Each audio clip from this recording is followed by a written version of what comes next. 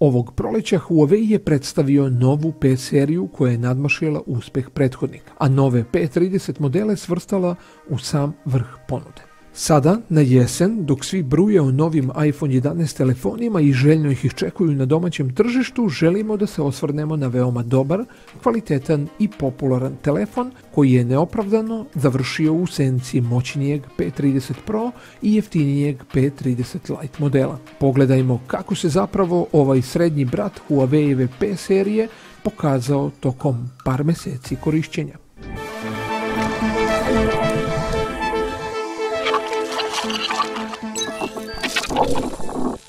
Dobrodošli kod e-savjetnika. Pri susretu sa takozvanim običnim P30, ono što odmah pada u oči je znatno bolja ergonomija nego kod P30 Pro modela sa jedne strane, a kvalitetnija izrada nego što smo imali prilike da vidimo na P30 Lite modelu sa druge strane. Posjeduje 3,5 mm konektor za slušalice, ali ne dobijamo stereo zvučnike. Donosi odličan OLED ekran dijagonale 6,1 inča za razliku od Pro modela. P30 dolazi sa ravnim ekranom koji većina korisnika hvali i smatra za bolje tehničko rješenje nego zakrivljeni ekran. Biometrija je pouzdana na ovom telefonu, o čemu svedoči senzor otiska prsta koji se veoma dobro pokazao još kod modela Mate 20.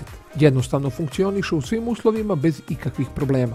Za razliku od otiska prsta, otključavanje licem je dosta skromno, pa samim tim i manje bezbedno. U uslovima slabijeg osvetljenja ne funkcioniše ili je dosta neprecizno, ali je svakako prednost što postoji i ovaj vid zaštite. Ono što je posebna poslastica na P30 su naravno kamere.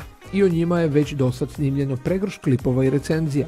Ovdje nećemo ponavljati recenziju kamere, ali ćemo istaći fantastičan noćni mod, kao i odličan optički zoom od 3 puta i naravno vrlo koristan hibridni do 5 puta.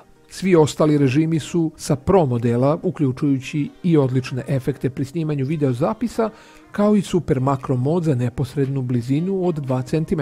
Reprodukcija boja je u većini slučajeva verodostojna, a čitavu priču o kamerama pomalo kvari prednja kamera koja je osrednja i deluje kao da ima manje od 32 megapiksela koje proizvođač navodi. Još jedan adut ovog telefona je izuzetna baterija koja, iako posjeduje 3650 mAh, spremno podnosi sve korisničke zahteve, a kod prosječnih korisnika 2 dana su gotovo zagarantovana. Svako ko se ne odvaja od telefona moći će bezbrižno da uživa ceo dan u ovako izdašnoj bateriji. Softverski menadžment baterije je praktično najbolji u klasi. Huawei P30 radi na Androidu 9 Pie, a preko njega posjeduje svoj MUI.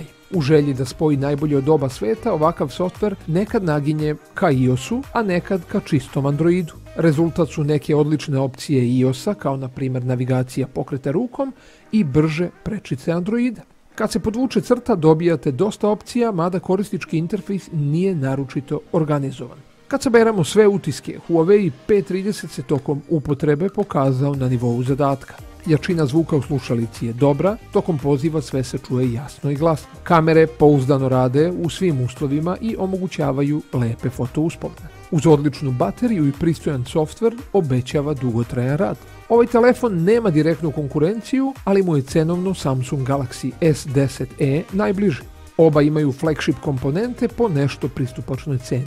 Ali razlika postoji upravo u onome u čemu se Huawei izvežbao, a to je vrlo atraktivan dizajn, odlične kamere i izdržljiva baterija.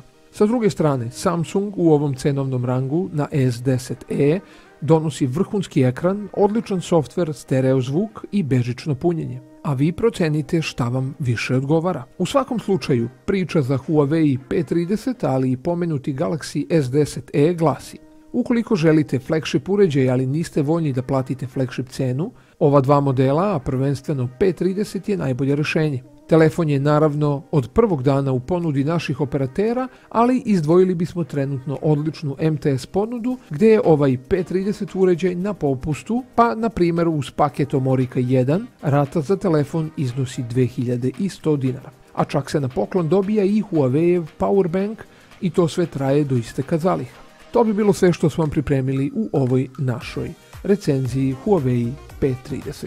Naravno, pišite nam vaše komentare ispod i do nekog sljedećeg klipa ostanite uz e-savjetnika.